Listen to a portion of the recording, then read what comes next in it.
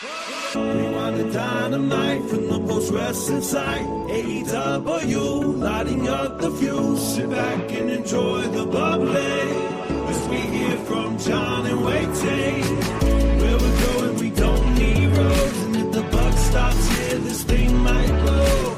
Everything you hear are opinions of the show. And if you don't like it, go to the forums and let them know. Still a good theme song. I do like this one quite a bit. It has really stood the test of time. I think all of our theme songs have. This one's kind of it's aged gracefully, you know, like where we're going, we don't need roads. I mean, that definitely turned out to be apropos. 100%, yeah. I don't know if we're even in a space to update it, because I don't know if I've had contact with Jacob Chestnut in quite some time. So. I never thought that was his real name, but let's assume it is. Yeah, Jacob, we appreciate your contributions. Oh, 100%, yeah. All these years later. Can you believe that we're coming up on 6 years of Dynamite this fall? I can, because there's, in fact, a book coming out talking about the first that's five. Right, that's right. There is that coming out, yes. This book is all elite. Yeah. It's really setting the bar high. Like, you can't come out with a subpar book if you're claiming, like, it's like, this book is amazing, is like what you're saying. I mean, the promotion has, I guess, set a pretty high bar by naming the promotion that. How deep are you into All the President's Men in advance of next week's book club, Wai? I might have to start tonight before I listen to book club tomorrow. You know what I have found? Oh, sorry, next week. Next week, Wai. Yes, week, I know that's what you meant. With this book club going on, I found myself, I was reading 3 books at once. Wow. Yeah. And at the same time, you just got 3 things open and you're reading. Not simultaneously, but I have 3 books on the go, and it's stressful because I'm like I'm trying to. I don't like having these multiple books. I like to go in sequential order. So I was really proud of myself. I finished one yesterday. I finished another today, so I'm down to 1 book. I feel in a great mood because of this. I feel like I just took off like a backpack of rocks that I've been walking around with all this excess. Well, that's nice. You have a feeling of accomplishment. I mean, it's self-imposed stress, but that's relief the best kind. That relief that comes off of it is would you say worthwhile? Yeah. Will you do it again? I'm gonna have to, because I think it's I left this Woodward Bernstein one to the last minute, but I finished it yesterday. So, are you at all afraid that, like, because reading for Jon is your relaxation? Are you at all worried that it could turn into like homework or more? Sometimes it is homework. Yeah, but some are not. No, I genuinely enjoy reading. All right, great. But I also challenge myself, so I do. I impose a frantic nature to me as well. Book club is out for our double and espresso patrons next week. John Pollock and Neil Flanagan chatting about All the President's Men. All of them, every single last one. But Thursday, i.e. tomorrow, Rewind Away number 182 is dropping. And Wai, what is on the menu for Thursday? We are going back to 2003, 22 years ago, everybody, to chat about Brock Lesnar versus Kurt Angle, a very, very well-remembered 60-minute Iron Man matchup that these two had on an edition of SmackDown. The first time that the WWE has ever done a 60-minute Iron Man match on television. So we will be talking about the match, a match that Kurt Angle discusses very fondly. We will be discussing, I think, the unique idea of doing a televised 60-man Iron Man match, how the match performed on the in the ratings patterns on television at the time.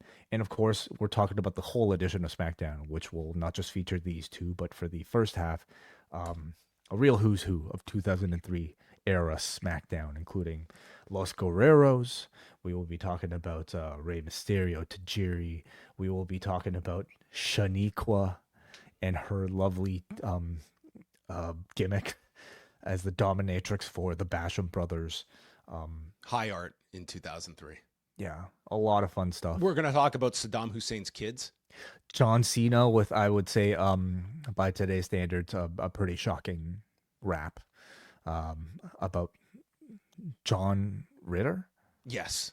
Yeah, John Ritter, who had died like just days before this wrap. How would John Cena pay tribute? Yeah. Tune Looking in forward to it. for Rewind Away. That's coming out on Thursday. Also want to give notice that we have released the story of Sabu, where I have gone through the entire career of one Terrence Brunk, and that is now up for everybody at postwrestling.com, along with an audio version. And thanks to the great Wai Ting, it's also on YouTube. Look at this graphic. I'm not pulling this off. Only Wai Ting. Well, you supplied the words, and boy, did you supply the words, John.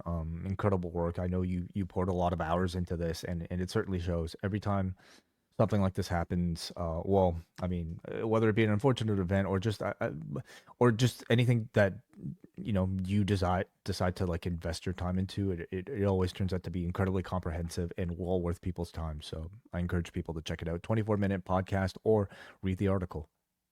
And the final thing I will mention, today's Pollock and Thurston, we went through a lot of interesting topics, including, this was the headliner just for Wai Ting, Mark Shapiro speaking at the JP Morgan conference. And we went through a whole variety of sound bites from Mark Shapiro talking about their live event strategy, the fact that they set their cost savings for $100 million and they blew past that figure. He was so happy about that. We aired a lot of clips on the show, Wai, but I did save one just for you. This is our moment of zen here with Mark Shapiro. Netflix itself is a transformative deal, as I said, $5.2 billion over 10 years. They have over 300 million subscribers. This is the last time they will publicly, announce their subscriber count, or at least for now. There's been plenty of articles and following with regard to their internal forecast, where they're trying to get over 400 million subscribers and maybe the first $1 trillion valuation. I like the sound of that. Sorry, you had to wait a little, and I don't know if the payoff is quite there, but I feel that was a good Mark Shapiro. Any sort of emotion coming out of Mark Shapiro, I think is well worth my time. And we know what makes this man happy. The sound of a $1 trillion valuation. I like that. Yeah. The promise. What I would just say is, if you know our management team, we don't sit still. There will always be a lot of gas in this car. Call it rocket fuel. That's all. Right. I didn't know that about Netflix, that they were no longer going to announce their Yeah, they've stopped because it's like the theory is plateauing. Is that it's what like we're reading into? I mean, it's a strategic one in that they felt like they've squeezed as much as they can out of eliminating the password sharing, and knew that they got a bump from that. They've there's still some areas of the world that they can expand to, but there's such a focus on the growth every quarter that, I mean, they can really just trumpet their So revenue. we're basically only going to hear news whenever it's good news for them. I mean, in a nutshell, yes. I mean, if they hit 400 million, guess what? I think they'll break their rule and let us know about it. So on to Dynamite we are heading, and it is Beach Break from the Now Arena in Hoffman Estates. WrestleTic's final number that they put out today, 4,817 tickets distributed. Not only would that be their largest TV attendance of the year, it's their highest TV attendance since Grand Slam last September. So, and this tops their last highest number of the year, which was 2 weeks ago, I think, in Norfolk, Virginia, where they did about 3,900. So, I mean, again, these... To me, that would be a very encouraging sign that this was seen as a show that felt important, and the cage match was, something that they built up for weeks. And it seemed, especially over this last week, that they were able to, for AEW to get just south of 5,000 for a TV taping is very good for AEW. And maybe encouraging for that upcoming Chicago residency to see that there's still quite the demand in the city. We have Ian Riccaboni, Excalibur, and Taz on commentary. And coming back, it wasn't just a one-off. We've got Sum 41, which looks to be, it's the new wallpaper of the show. Yeah, I don't see maybe nearly the debate going on about the song as there might have been for "I'm So Excited." So Yeah, we I got think another debate on tonight's show about a theme. apparently so. Yeah, Yeah, with a very people are very very sensitive about their wrestling music. very much so. Yeah. Will Ospreay and Hangman Page taking on Konosuke Takeshita and Josh Alexander in the opening. Don Callis sits down. Ian asks, "What are you doing here?" And Callis explains, "I've been sitting on commentary for the last 5 years calling my guys' matches. That's what I'm doing here." So Page receives the tag after Ospreay is beaten down. He goes wild on Alexander with a Death Valley driver, then a pop-up sit-out powerbomb onto Takeshita for a 2 count. And we're seeing reluctance on the part of Ospreay and Hangman to want to tag the other in. They're getting along, but not that well. Then we go to the commercial break, and this is when a hammerlock is applied by Josh Alexander, and Taz compliments him on his S-grip. And Don Callis says, "Taz, would you call that a key lock?" "No, Don, I wouldn't, because it's not." And I just found this to be a great interplay between these two. Ospreay and Page get on the same page with a Orihara Sky Twister press combo off the turnbuckles to the floor. Ospreay's handspring gets caught by Alexander, and he's sent off the shoulders with a unidentified flying Ospreay. Ospreay then takes a bunch of suplexes and is placed onto the shoulders of Takeshita. Poison Rana hits Oscutters to both. And then as Page calls for the hidden blade, Ospreay calls for the hidden blade, Hangman tags himself in. Ospreay's not happy with this. Josh ducks, and Hangman nearly takes out his partner with the buckshot. Then they get into a shoving match. Josh ducks the hidden blade, and this time Ospreay pulls up from hitting his partner, and they end up working together for this the buckshot blade combination for the win, with Page pinning Josh in 18 minutes and 34 seconds. And Page and Ospreay eventually come to blows here, and Takeshita jumps him. Alexander joins in, and then Bryce has to get between Page and Ospreay. So this was like can your partners get along? But I really thought they did like a good job of, hey, we want to win this match, but it left you with enough that you're really looking forward to this match at the end, that these two are, it's like they're both after this big tournament win. And I like this overall. This was a very strong opener. This match felt like it was designed being very aware that it was going to play into what is at this point a very tired trope of two people about to face each other, asking the question whether or not they could get along. And because of that, I thought it did enough to justify it and to make it not necessarily just a cliched match that we've seen before. I would say maybe the biggest difference though between this and like most can they get along types of matches is just really the quality of the wrestling. I mean, surprise, surprise, look at these four in a ring together. You're going to get something exceptional, both in terms of just technique, in terms of just like even high flying here, and certainly in the case of creativity. And that even comes in a lot of the storytelling spots that they were doing to try to answer the question whether or not these two get along. I really like much like the Kenny and Ospreay pairing, I thought like seeing Page and Ospreay together here felt like another superhero team up, in that you kind of got something very special by seeing these two being on the same side rather than just like two singles performers like tagging in and out. And that came in, I think, the creativity they employed in those very well timed near miss friendly fire spots, like just inches away from actually making contact with each other, both with the buckshot and also the hidden blade. And then just this like very simple but very great finish with the both of them hitting those two moves at the same time. That was just like, again, very much like a superhero team up. I also really like the team of Takeshita and Alexander together. I mean, I think it feels to me like they complement each other's styles well.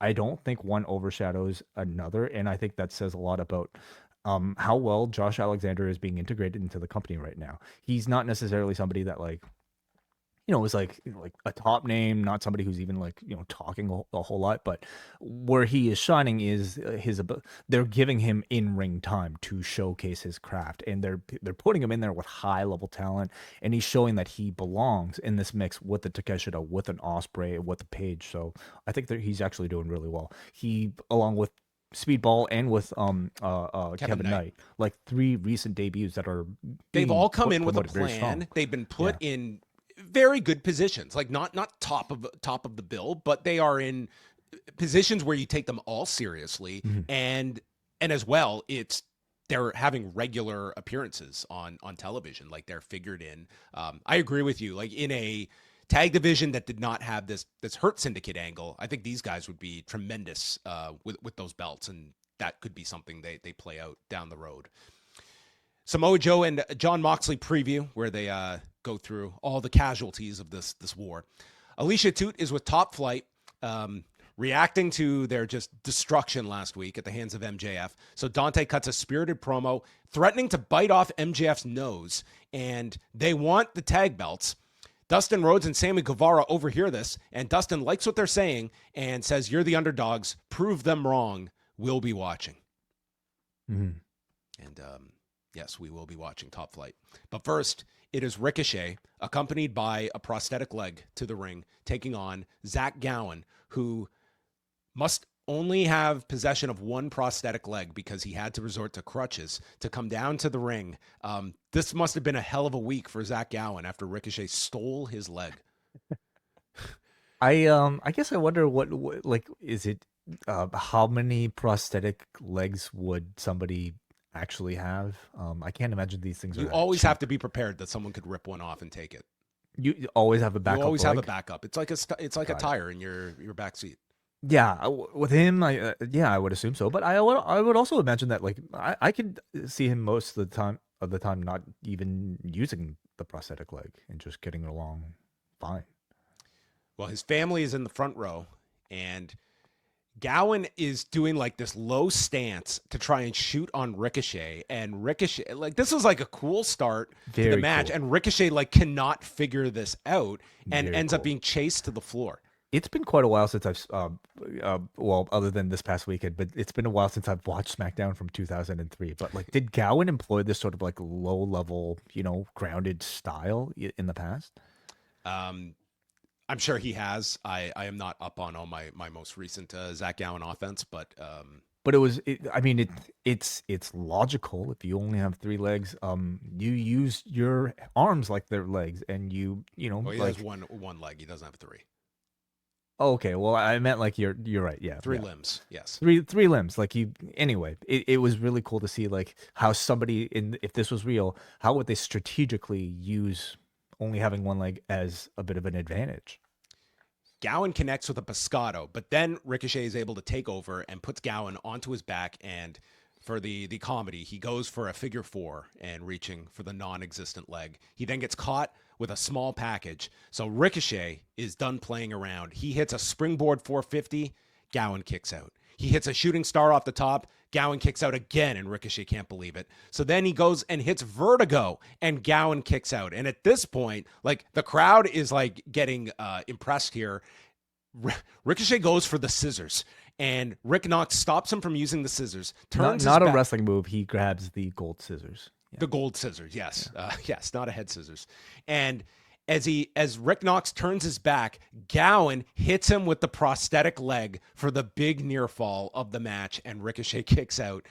Gowan goes for the moonsault off the top, misses, and is left to be hit by the spirit gun as Ricochet wins in 7 minutes and 22 seconds. Afterwards, hits him with another spirit gun, and dude does the Randy Orton punt to his head. And then Mark Briscoe runs down as they explain their history in Ring of Honor together, Gowan and Briscoe. Ricochet gave him a ton here, and for pretty much like a 1 week build for a match that, like, I do not see Zach Gowan having much beyond this. I guess you could do something with him and Mark Briscoe, but like, they just gave him a lot here. This was the right finish for it, and it was like, let's give people one convincing near fall spot, and I think they got there with the prosthetic leg. Did you have issue that they gave Gowan so much offense? No, I didn't at all. Like, that should didn't. be Ricochet's role here, was like he threw everything. A lot of people like would not have given him as much, and I thought it made for a much more entertaining match for the fact that they gave Gowan a chance here. Yeah. I only asked that because I'm trying to vocalize in my mind why I was perfectly fine seeing like a pretty fit, well, not necessarily 50-50. I want to say maybe 60-40 match here when I really enjoyed maybe the 80-20 of a Pat McAfee versus Gunther. And I think the dynamics are very different, not to mention the fact that I think audience expectations can be very different when you're watching a WWE versus watching AEW, where I think there's a lot more precedent put on in-ring quality. And when I'm watching a Zach Gowan, I want to see Zach Gowan do his cool shit. And It's I also was Ricochet as opposed to like if this were Samoa Gunther. Joe, you're structuring probably a different type of match. Yeah, like as far as these sort of special attraction matches go, like I'm really enjoying them lately. Like these sort of surprises, not knowing who you're going to get, that particular week. Like whether it be a Rhino or in this case a pull from like out of nowhere in a Zach Gowan. This match offered something that obviously was very different from any other match you would see, both on the show and also throughout Ricochet's heel run. Gowan, I felt all these years later, like still looked very impressive. His spots look great. Built to a really nice near fall here with that prosthetic leg. But the thing that continues to stand out to me in these matches is the great heel work from Ricochet, who was doing so well antagonizing both this crowd and Gowan's family to the point where like he's just commanding the energy in this room in a way that we really have never seen him do, in throughout his career prior. So really great heat for Ricochet and just a thoroughly entertaining match, in my opinion. Could you see Gowan and Briscoe maybe like teaming up on like a 0 hour or something like that? I really don't want to see Ricochet, mainly because I don't think Ricochet should have, people that he's teaming with. I mean, outside of the Bucks, I don't think it really like fits. I like the Bucks team plenty. Like I like him as a replacement for Jack Perry in the Elite. But I kind of like him even on his own, honestly. I do too. And that feels like a 0 hour level like pairing for Briscoe and Gowan. The fact that they had Briscoe come out here suggests like maybe they do something of note with Gowan beyond just tonight. But for a 1 week build up, I thought this really worked for especially for Ricochet being the one. He was the perfect opponent. Renee interviews MJF and he states that we have a stacked roster.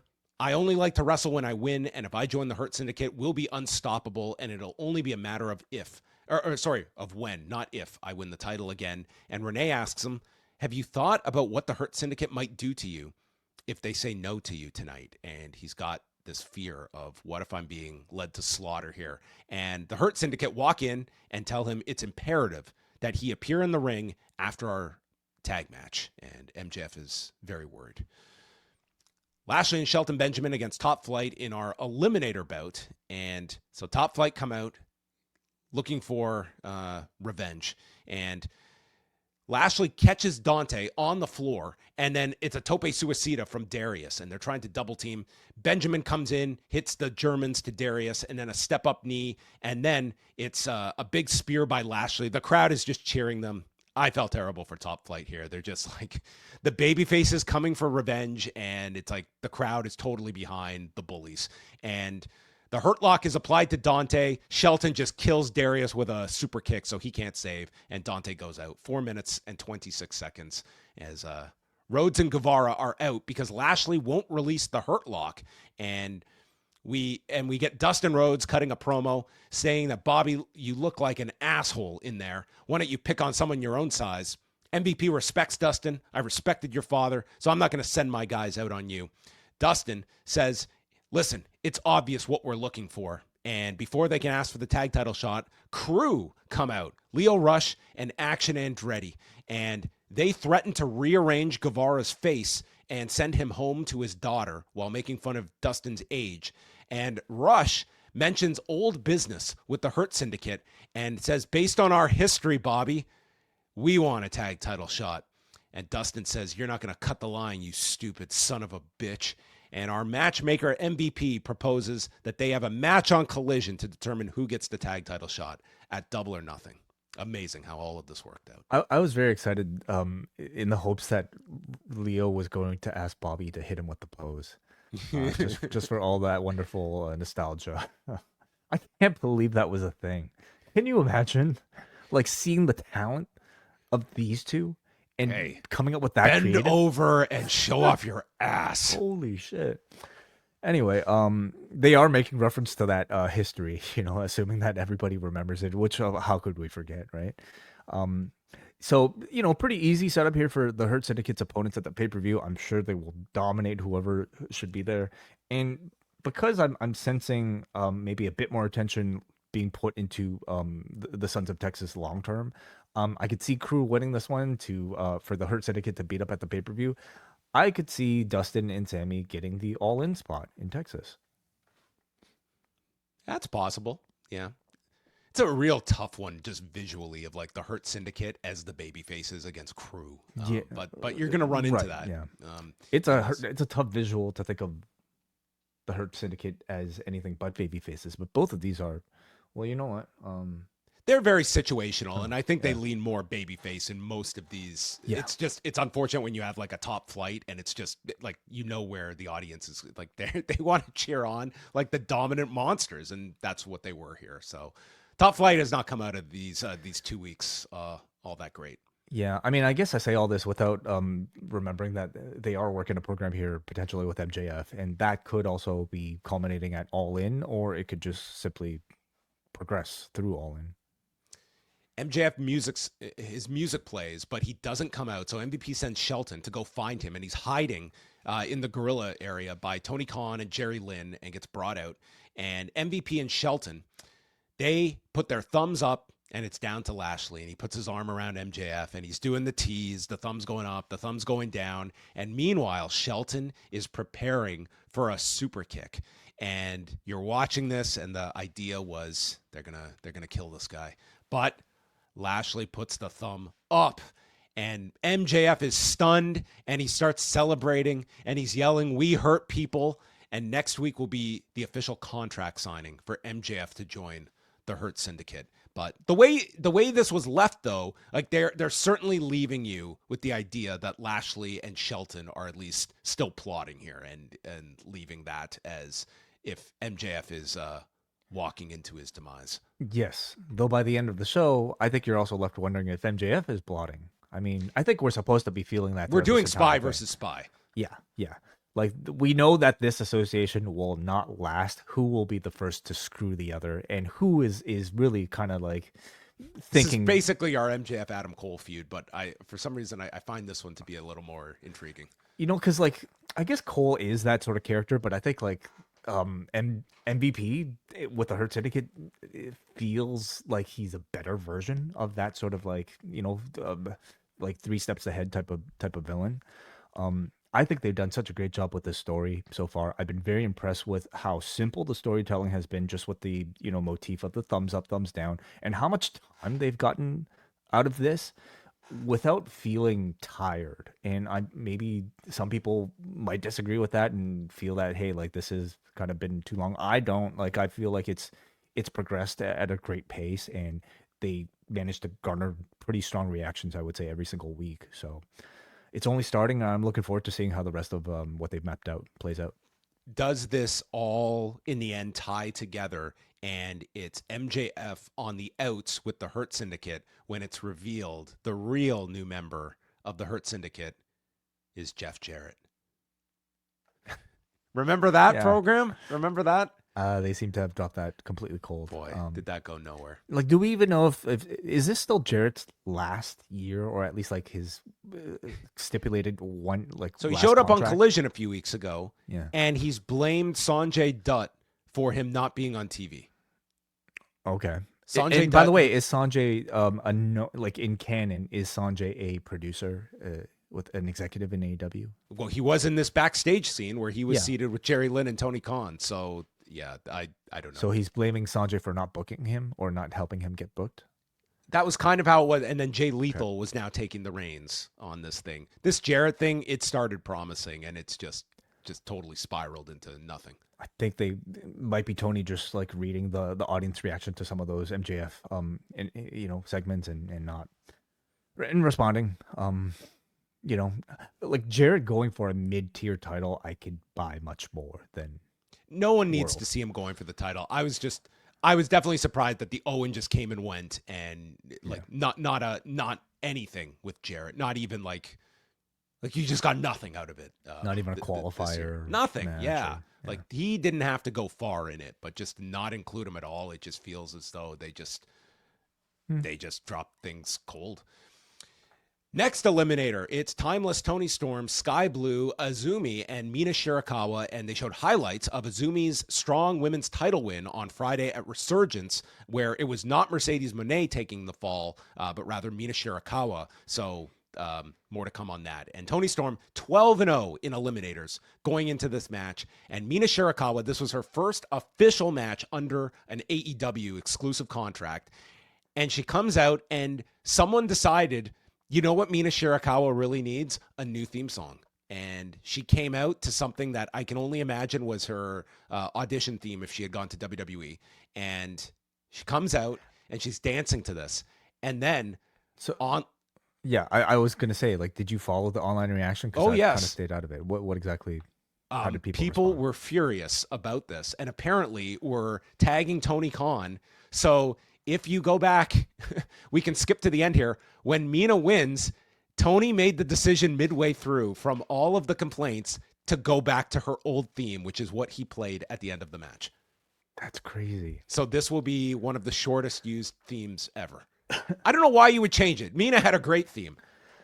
I can understand if they didn't have full rights, or full ownership of the theme song. Because they played it at the end of this, so I'm sure that it's through a partnership. Like, I mean, I don't know what, like, Tony can own any song, clearly. This guy's bought Metallica. I mean, this guy, he can manage to get Stardom track 37A. But if you could, like, own 100% of a song, like, I can understand that decision. I can also understand wanting to re-debut somebody with a bit of a fresh presentation, and that might come in the form of a song. But at this point, I think the song is so tied to Mina in her entrance that maybe they didn't expect the audience to react this, passionately, but they did. I'd spend $100 and I'd say, hey, Mikey Ruckus, here's an accordion I just bought for you. Go make something. And this is the new. The audience would respond pretty poorly. It's not just the accordion, but like probably every single note that I think they need. Don't fuck with their music. Yeah, well, dude, this online crowd. Does it tell you something that Tony is like this responsive to like something that's like a crowd response that is taking place at the moment? Should a promoter be like this actively sort of following Twitter? I think it puts him in a very positive light for a move like this. Like, yeah, certainly you don't want you don't need to be online nonstop, but like, look at this. Like, to me, this is someone that listens to his audience and gave them what they wanted at the end of this. So I thought this was like, you're not going to get that kind of a reaction too often. So Mina's out, and then we have Skye Blue in her first match since July here in her hometown of Chicago. She definitely had some hiccups in this match. The four, she was clearly number 4. Yes.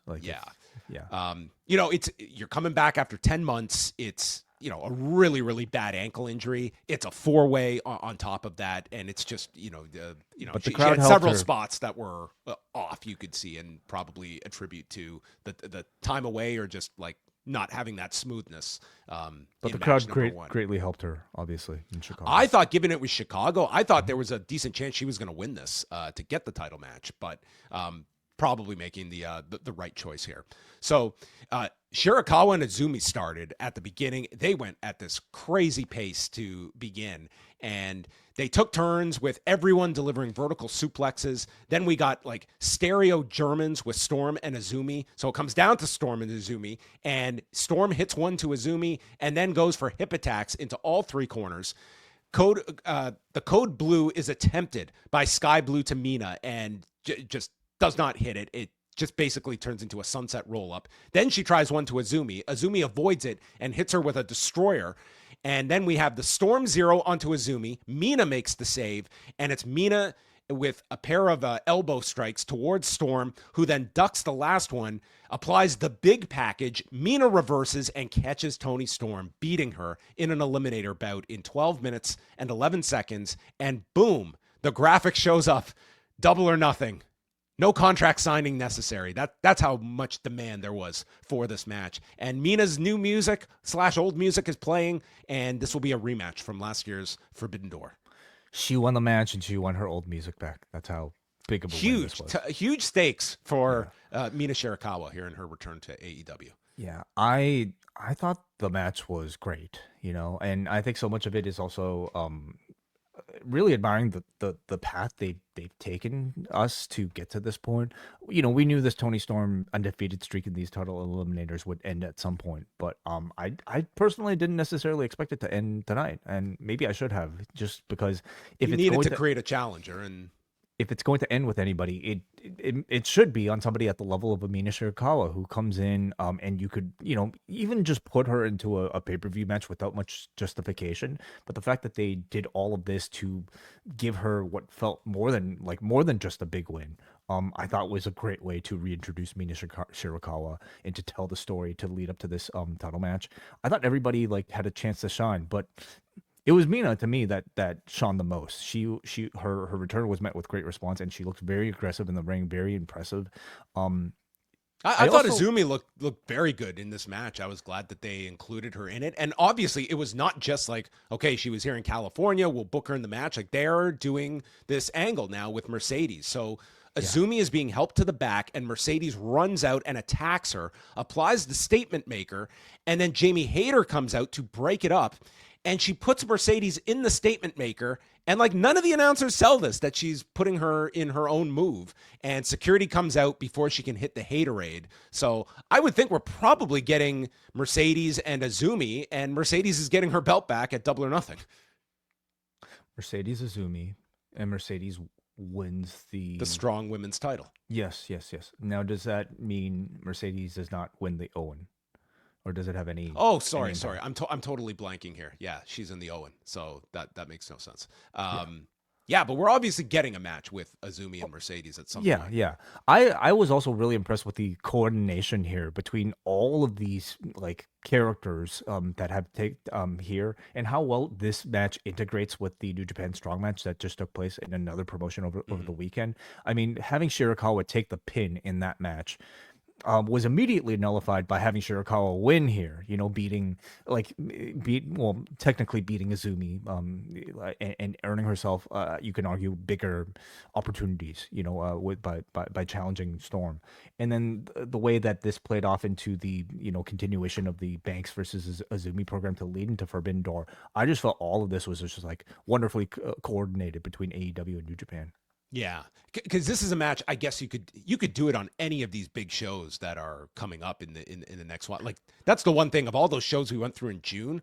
They're gonna have to put a lot of big matches on TV in June. That 4-hour special. Jesus, that's gonna be. And then you got Arena Mexico. Yeah, there's no shortage of slots to fill in June. Forbidden Door feels pretty far away. I don't know if they can hold off all the way till end of August. Yeah, that's the end of August. I don't think they're holding off on that one. Then we had it was very simple but a very classy tribute for Sabu as they played his music in the arena. They showed a video, and then really the if you're going to call it the highlight of this segment, it was Taz just totally choked up, sharing words for Sabu, saying that he always brought the best out of me, and everyone just pointed to the sky. It was just a really nice tribute for Sabu. For a company that doesn't have any footage to use, I guess, of Sabu. Well, they did have. They did do. have that one match. They do. When he was in Adam Cole's corner. Oh man. How could I forget? Well, I don't know if that would have been the best representation. They didn't show any of that in the video, not even walk into the ring or anything. I don't believe. Maybe it was fine, but I think for the lack of, I guess, actual video footage that they could have used, having this sort of very heartfelt speech from Taz, in a rare case of Taz taking off his sunglasses and getting emotional, I thought kind of was a very classy way of paying tribute. Renee is with MVP and MJF, and MJF says he just needs his lawyer, Mark Sterling, to go over the contract. MVP is questioning why he needs a lawyer to look over the contract, but Sterling walks in. MVP will not shake his hand, and MJF says that, wouldn't you want a lawyer to look over a contract? And MVP understands, and they walk off together. But yes, looks like aligning Mark Sterling here with MJF. I mean, I think unofficially, or maybe officially, he's always been this is not the first time he's used him as a lawyer. I guess he's had no legal issues over the last few years because these two have not been on camera together in a long time. But I'm liking the direction of this. Like we thought MVP and the Hurt Syndicate held all the cards, but it's clear there's something that MJF might be working on in the background. So we'll see. We'll see what sort of clauses Sterling might introduce into maybe we get an amendment to the contract. An addendum. Yeah, sorry. Yeah. Shivani is with Nigel McGuinness in the ring, and Nigel apologizes for getting into the ring on Collision when he is an announcer. He says he apologizes to Toni. He also needs to apologize to Daniel Garcia. So Garcia comes out. Nigel explains, I let my ego get in the way. I ruined your match. My place is at the desk. I promise this won't happen again. Garcia says, you can keep your apology because you did exactly what you should have done. You stood up for yourself. FTR tried to end your career. They tried to end Copeland's career, and they'll try to do the same. They'll try to do the same to you, referring to Nigel. They tried to end Garcia's career. He says, I'm going to fight FTR with or without you, Nigel, but it would be my honor to have you at my side. And before Nigel can answer, out comes Big Stoke. And Hathaway says that FTR is not here tonight, which was a signal that they were. And what Nigel did was egregious and mentions Dax having a separated shoulder after Saturday. Nigel sarcastically apologizes, but Hathaway says there are consequences, and your punishment is getting in the ring with the best team alive, FTR, where they can't be fined or suspended for what they're going to do to you. Nigel agrees. Yeah, they will kill us, and that's it. He just tells Garcia like we'd be like top flight in this equation, and he says Garcia gives a passionate promo that you and I have always overcome the odds in our career. Meanwhile, Hathaway calls Nigel the Al Bundy of AEW, reliving your glory days on commentary. He says, how can you expect to beat FTR when you barely beat hepatitis? And FTR then jump the ring and attack them. And Nigel gets hit with a closed fist, and they go for the spike pile driver when Daddy Magic runs in with a crowbar. And Dax and Cash bail out of the ring. And we have these fans right at the guardrail with signs that read, F the rest, FTR is the best. Very pro FTR signs. Dax just ripped these signs up to shreds. So it does appear that we are going to get Garcia and Nigel against FTR and maybe Daddy Magic getting bludgeoned before Double or Nothing. With perhaps the crowbar. That's my prediction. With the crowbar. Okay. Yes. I greatly enjoyed all of this. I mean, I've been enjoying this Nigel saga so far. I think Nigel and Tony's performances have been actually really strong. I don't know if I ever thought to pair Nigel McGuinness with Daniel Garcia. I don't know how many of us like wanted that sort of pairing, but they're doing enough like good work to make me want to see that pairing. And certainly, seeing FTR versus Nigel is very is an attractive matchup in my opinion. So I'm enjoying all of this. Do you see it just as the straight tag? Do you see Daddy Magic or Stokely being involved in this, or yes, certainly just a straight tag? I see Stokely and Daddy Magic being involved on the outside, but I see a straight up tag team. Yeah.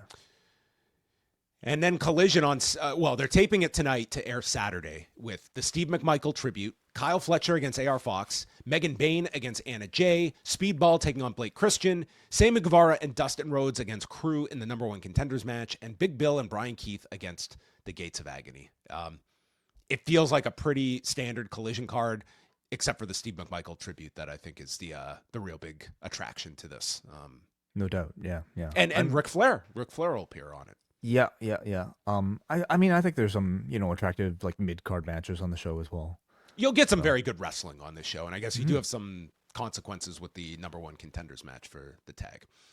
But now it is time for the steel cage match. When this graphic came up, man, this place, like, they just cheered. They saw this as a very big match.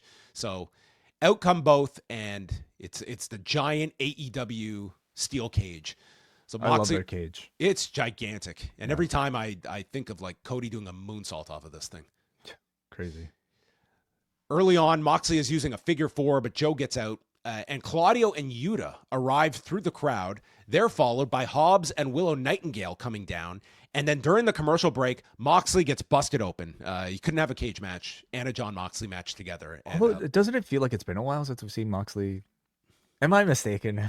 Probably. Yeah. I Yeah, imagine probably. he's bled pretty recently. You're right. So he's cut open, and I mean, he was covered pretty quickly here. Moxley is biting Joe, and Joe gets him into the STF, moves to the crossface, and Moxley was really selling this crossface with a lot of desperation. Gets to the rope, and then connects with a cutter, and Joe kicks out. Moxley goes to the armbar, then to the bulldog choke, but Joe is able to get out of the choke, and then he is hit with the paradigm shift. Joe kicks out at 2, and he gets the coquina clutch. At this point, Claudio starts to climb the fence, and Willow, runs into Marina, and that knocks Claudio off balance, and he just, falls off the side of this cage. Hobbs, meanwhile, puts Yuta through the timekeeper's table and just stares at him dead. When all of a sudden, this man in a hoodie shows up, and this was not Sean Spears, but rather Gabe Kidd, who slides a briefcase into the cage for Moxley to drill Joe and pin him in 14 minutes and 54 seconds. It's revealed as Gabe Kidd. There's a ton in after the match, but what did you think about the 15 minutes here of the cage match?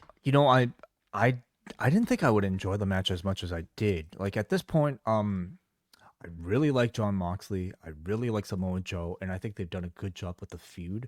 But there's something about the pairing that, to me, just does not feel as exciting or as fresh as so many of the other things that are taking place on this show. When you've got a Page and an Ospreay and just even what's going on with MJF and the Hurt Syndicate, it feels so much more fresh than I think whatever's still going on with the Death Riders.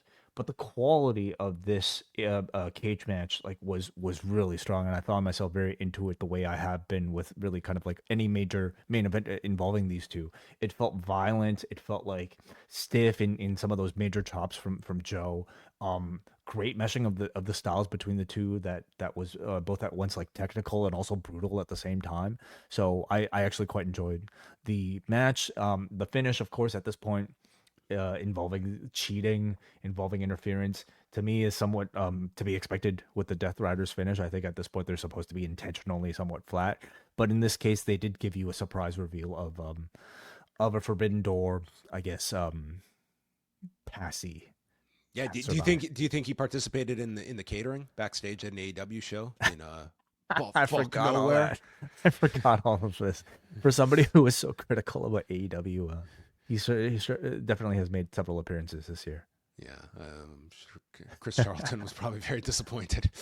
So Hobbs goes after Gabe Kidd, but then he turns to catch Claudio from behind, and this allows Gabe to low blow Hobbs, and they double team Hobbs, running him into the steps. Then Claudio and Marina throw Willow into the barricade.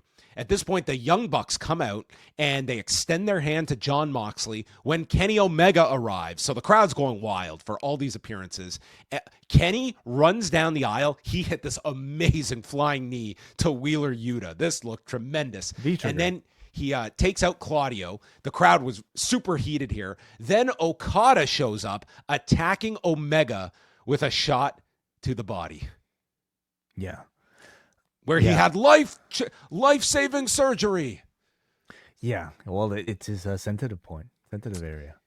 So Matt has come out with the control to control the cage, and he's lowering the cage. They didn't even acknowledge him, but Mike Bailey had come out and fought Okada to the back, which clearly we're going to be doing Okada and Speedball after the Kevin Knight deal last week. So that's probably something at Double or Nothing or one of these shows coming up.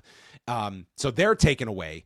They have Joe and Omega trapped in the cage, and it's 6-on-2. They hit the EVP trigger onto Samoa Joe and a paradigm shift onto Kenny Omega when Swerve's music plays, and now the place goes crazy. The Bucks are freaking out, and Swerve climbs to the top of this cage, and in the greatest GIF for mass consumption, Swerve does a swerve stomp off the top, and all 6 go down like dominoes when he lands this. And it was spectacular. I thought it was amazing. It was amazing and ridiculous at the same time. Yep. They go down, and Matt is furiously raising the cage so they can all hightail it. Swerve gets on the mic, and he calls back to the last time he was in this arena inside of a cage. It was All Out last year with Hangman Page, and said, "I'm back. I fear nothing. I am the fear, and I am the most dangerous man in AEW." And he addresses the heels that we want to cause some anarchy at Double or Nothing, including the women. So we have Swerve, Omega, Hobbs, Joe, and Willow in the ring. So supposedly we would be getting a 5-on-5 with Marina and Willow as part of those. The only question being which 5 will represent, because The Death Riders. You have Moxley, you have the Bucks, you have Gabe Kidd now, you have Claudio. Yuta's probably not in this, I would think. But yeah, I would be willing to bet that Gabe Kidd, I mean, he's not coming in here for no reason. So I think he's more than a substitute for Pac. I think he's supposed to be like a featured person in this Anarchy in the Arena. I think we can expect the Bucks, just because they are big names and they're also directly tied into this feud with Swerve. So the only question is it going to be Mox?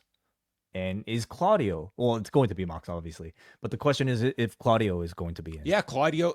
I would think Claudio might be the odd man out here, which was interesting. Like, they did the injury angle with him last week, and they could have just kept him out here, but they did bring him back, and that was after the whole chair angle last week. Yeah. But I thought this was an awesome setup for Anarchy in the Arena. This was a really strong end to the show, and I mean, we're only a week and a half away from Double or Nothing, so time was of the essence to shoot this angle to get this locked in.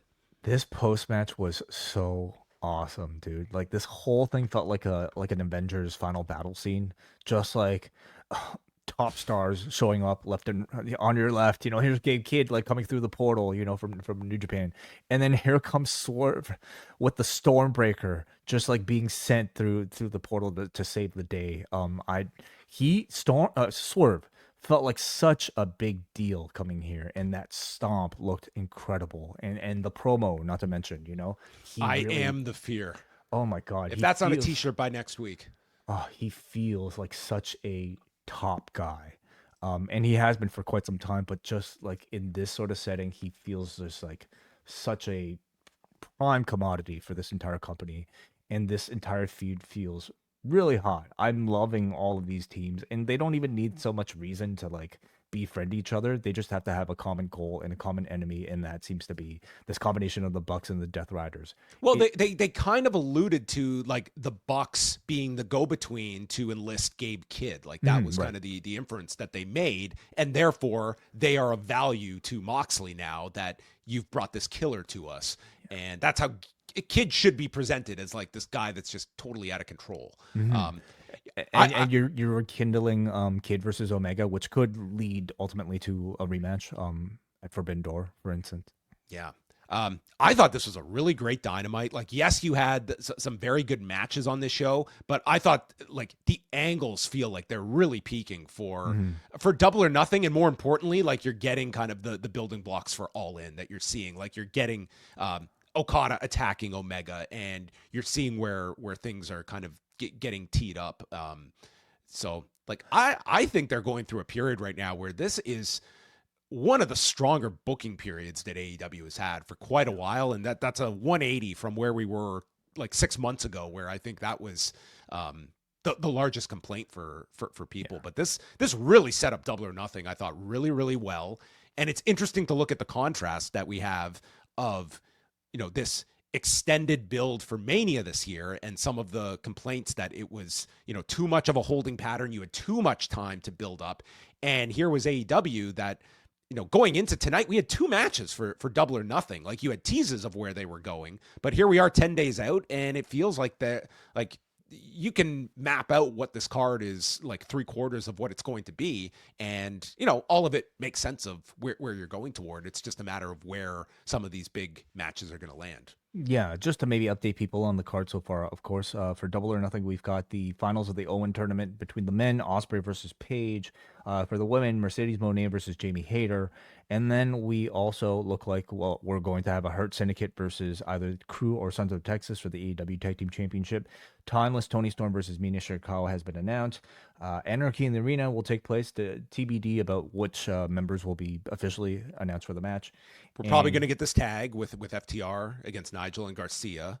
They've could hinted get Speedball Okada. Speedball and Okada. Like yeah. there you go. Like that's you're at your and 10 other matches, I'm sure, by the time the well the we've got 10 days to go, so that all but makes sense. I totally agree with your thoughts, John. Like at this point, it's not just maybe a rare addition of Dynamite receiving strong critical acclaim. It's the trend, and it's been very consistently high at this level. I think like a number of their stories are firing really strong right now. A lot of their champions are really strong champions right now, between your tag team title program being a pretty strong one with MJF. The women are doing incredibly well right now with Toni Storm at just being one of the top stars of the entire company. Mercedes, I think, is a really strong, character right now, top to bottom. The only continued questionable part is this Death Rider stuff, and that looks to be in pretty good shape for Anarchy in the Arena here. Yeah, and like really, this Beach Break show, like again, like we're talking like in relative terms, but like to draw like almost 5,000 people, like that is our first sign of it's one show, but it also comes just after Norfolk, where they did that was their previous record this year for TV. So it's like you're seeing small increases, and I would say like this was a show that, listen, years ago you go to the Now Arena, 5,000, you're not celebrating, but I do look at this as like a achievement for the promotion of this Beach Break show over several weeks, and they drew 5,000 people for. And more importantly, coming out of it is you shot a really great angle you shot several big angles for Double or Nothing, and I would say like the pay-per-view feels as though it's like, this does not feel like it's just your in between pay-per-view until you get to All In. It feels like it's a significant show on its own. Well, there you have it, everybody. Those are our thoughts on AEW Beach Break. We're going to say goodbye to everyone on the YouTube channel. If you're on the cafe, which all of you should be, where you get the XL edition of Rewind to Dynamite, Wayne and I did about 35 minutes off the top on all of the news items going on in the world of wrestling, plus a very analytical breakdown of the Leafs-Panthers series as they go into Game 6 on Friday night. But for all of you that want to jump onto the cafe, it is $6 a month. That gives you access to all of our complete library of shows. We're going to be dropping Rewind Away on Thursday, covering the September 2003 episode of SmackDown, featuring the Iron Man match between Brock Lesnar and Kurt Angle. 1 week after Brock Lesnar took on Stephanie McMahon. So what a back-to-back week for Brock Lesnar. And we go into the real unfortunate tragedy in Kurt Angle's personal life going into this, where his sister died the night before this match took place of an overdose. So we go into all of that, hearing Kurt Angle's words himself as well, and all of the news and context of WWE at the time in 2003. It's quite the trip going back 22 years of WWE. Yeah. I always marvel at like your level of research heading into these shows. John puts a lot of work into all of these, and you can listen to all 182 editions of Rewind Away if you sign up for just $6 at postwrestlingcafe.com. Just put it on a loop. That would probably take you like weeks to get through. Yeah, we got time. Tell us what your feedback is at the end. Yeah. All right. Thanks to everybody. We're going to still go on the cafe, and goodbye to everyone on YouTube.